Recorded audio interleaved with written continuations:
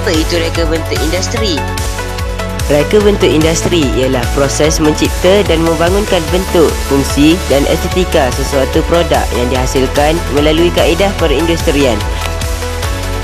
Ia menggabungkan aspek seni, sains, teknologi dan kejuruteraan untuk menghasilkan produk yang bukan sahaja menarik dari segi penampilan tetapi juga praktikal, ergonomik, selamat, mesra pengguna dan memenuhi keperluan pasaran.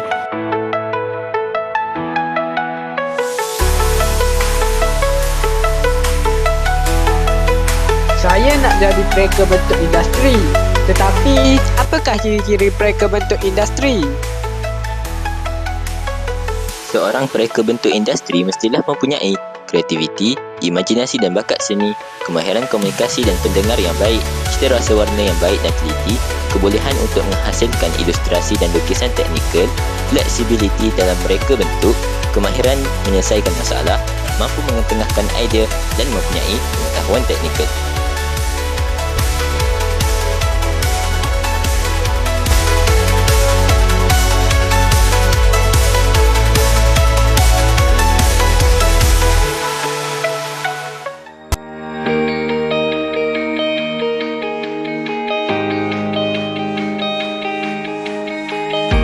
Reka bentuk industri ni mudah je.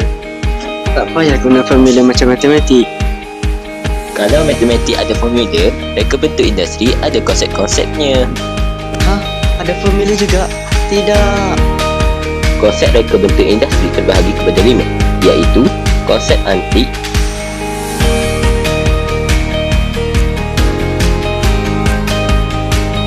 konsep klasik,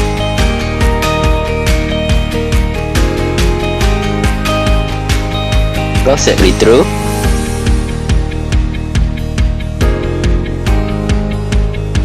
konsep kontemporari,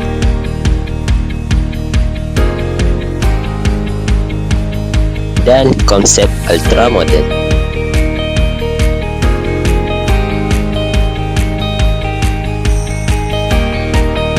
Nasib baik tak susah matematik. Macam mana? Faham? Jadi, kalau dah faham, jom kita buat pula.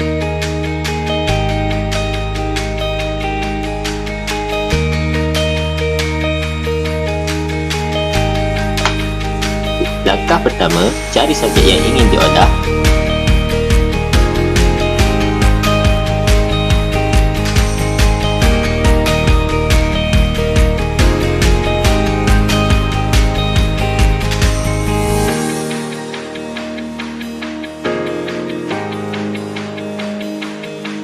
Kemudian, buat lakaran kasar subjek.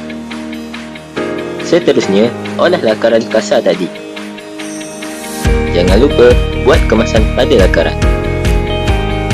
Akhir sekali, lakar lukisan unjuran model dari pandangan atas, pandangan hadapan dan juga pandangan sisi.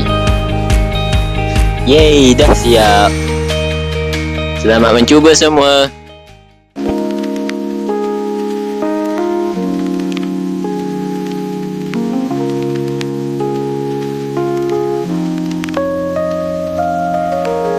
Bagi pengguna, ianya mudah digunakan, meningkatkan kepuasan pengguna serta sesuai dengan cita rasa.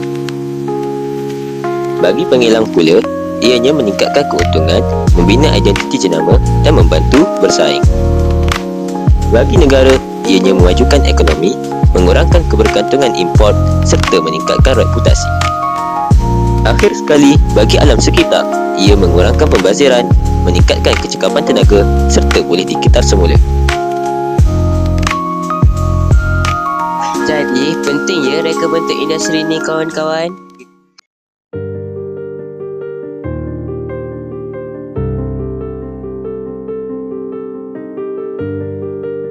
Reka bentuk industri sangat penting kepada masyarakat kerana ia memberi kemudahan, keselamatan dan keselesaan.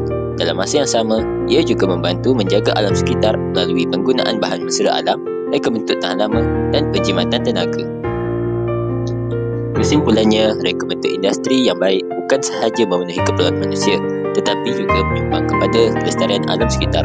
Oleh itu, semua pihak harus menyokong reka bentuk yang inovatif dan bertanggungjawab.